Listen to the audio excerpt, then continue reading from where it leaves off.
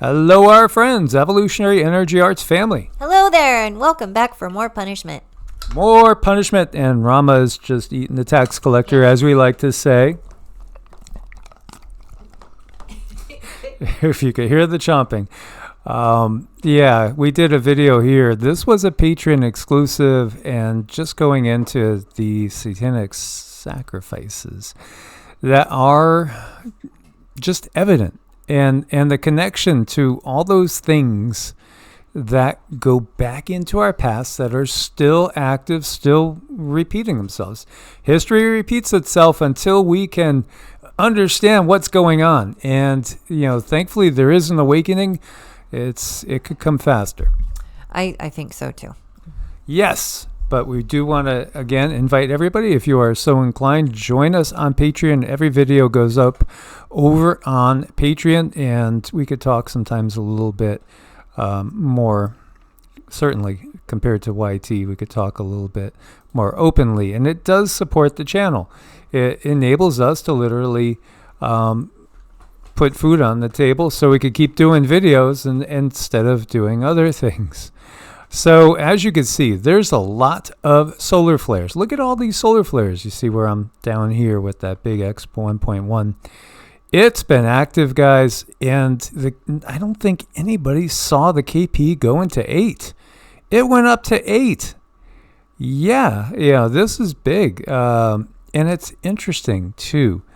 I'll read this. It basically says the solar wind speed is quite high, in excess of 800 kilometers a second at times, and the BZ component of the interplanetary magnetic field has tilted sharply south.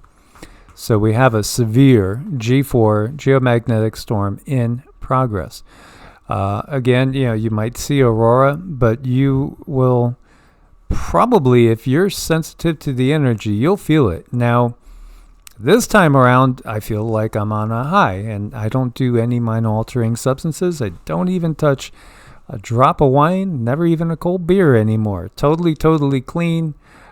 Cindy can verify for that, but I feel high as a kite right today. I mean, the energy really feels, I feel good. I feel great. And we just had a really good workout after planting 2 beds worth of veggies to get ourselves going with that. And we have a lot more to do. Yes, I mean, everyone's going to react differently depending on what your body needs. Yeah, and you have to prioritize yourself too. You really have to. So, it's a tough call. It really is a tough call because most people are just running on the wheel all the time to keep up with paying the taxes for Congress to go send that money off so that they could do all sorts of naughty things. Let me use the words of one of our favorite people, Joe Z. Yes, there's a lot of naughty guys out there, Joe Z, and Joe Z, he understands, and he watches the naughty guys for a living. Thank goodness. Yeah, absolutely. Meanwhile, on top of everything else, there is a lunar eclipse. It's a penumbral lunar eclipse, and this is one where the moon's just going to kind of get fainter.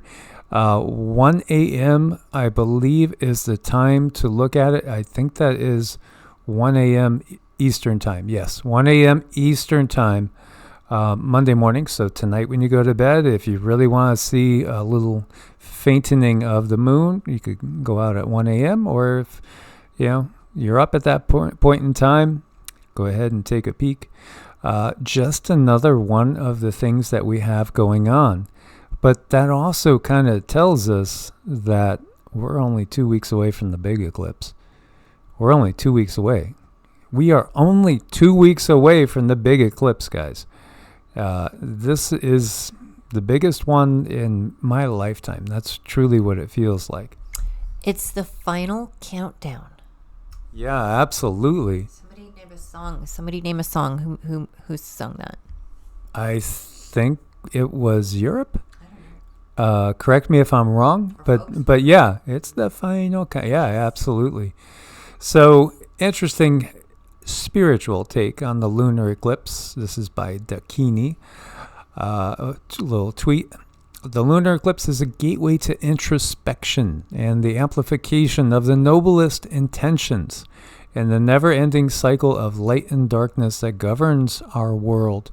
There are privileged moments to connect with something greater than ourselves, harnessing cosmic energy to accelerate our spiritual journey and spread positive vibrations throughout the universe. Again, spiritual practice is number one, and that doesn't necessarily have to be a religious thing, because they're not actually synonymous. I would just say that when you view the world in a spiritual way, you see it in a different light. You recognize there is an underlying unity. You recognize there is a much, much bigger picture than simply, chasing after everything the world wants you to chase after, everything the world wants you to focus on. This is a spiritual journey. And again, we are spiritual beings having a temporary human experience at a real pivotal point in our history. Well, spirituality is so very expansive, and it allows you to kind of explore the world in that sense without putting up those boundaries and barriers saying, oh, this is bad, this is bad, this is bad. No. You came here to explore. It's a miracle that you're here. Each and every one of you. Do whatever you need to do on this journey. Maybe it's healing of some kind. Maybe it's past traumas. Maybe it's, maybe you want to explore past lives. Maybe you want to get into tarot. Maybe you want to get into astrology. All of these things are here for you to explore, and don't let anything stop you. Learn about who you are. That's the true essence of spirituality, is that remembering who you are. And again, this is Heart's Home, which is the newest channel, and we have not been posting so much over there lately because we felt that there was an urgent need to expose more people to the spiritual side of things. So, we were going directly a little bit more with stuff we would usually try to share over here on Evolutionary and on EEARTS. For the express purpose of just reaching more people, because we are at a critical time. But there are quite a few different videos over here. If you look at spiritual practice and ritual, there's 49 videos over there. There's 70 videos on channeled messages, 35 videos on great teachers and gurus.